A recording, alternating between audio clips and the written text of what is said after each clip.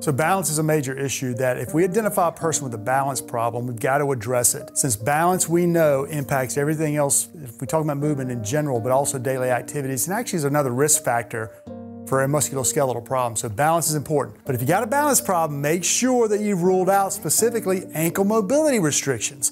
So we got to make sure we remove any ankle mobility restrictions and do some ankle mobility work as we're at an imbalance.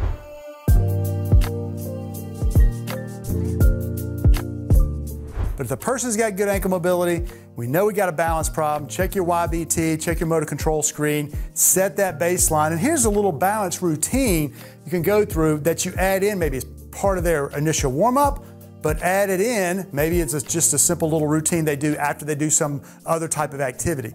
So we're going to start what we call a core activation. Remember, we're talking about timing and sequencing. So timing and sequencing is what we're trying to do, reactive neuromuscular training. We want to make sure that we engage the right muscles at the right time to allow the extremities to do what they need to do. Now, what do I mean by that?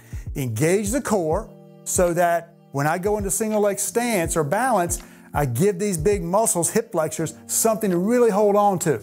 Because if I don't, I'm going to be unstable. So what I'm going to use the band to mimic that. So I don't want to tell a person to engage and then raise. That's not normal. That's not how we learn, and that's not what our brain understands. So what I'm going to do is have the person take a band, pull the band down. And as soon as I pull the band down, that automatically engages the core without me saying engage the core. So pull the band down, flex the hip, let the leg go down, and relax.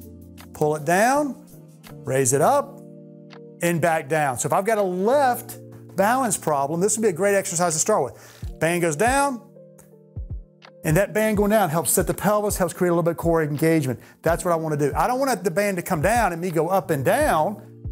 Then the core is just engaged all the time. That's like me getting at a little bit of high threshold.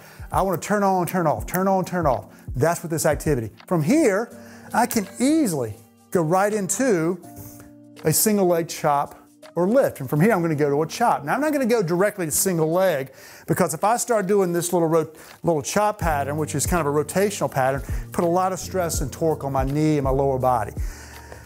So I'm going to place my foot up here on an elevated surface. By placing it on an elevated surface, I avoid that rotation in the lower body or torque or stress, but I'm also still getting a lot more weight on the side I'm trying to work on.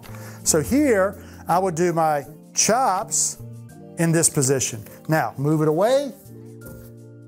Again, set that balance. Got my anchor at the top point. I pull it to me and press. So it's a pull to a press.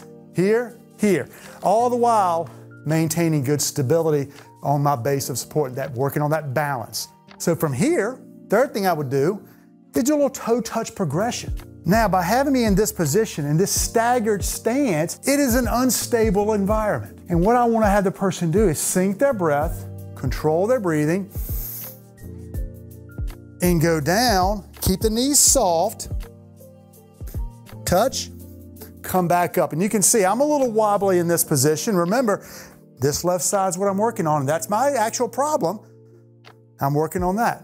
Go up, exhale, going down, inhale, going up and really working it out, working it out. Let your breath go out, come back up.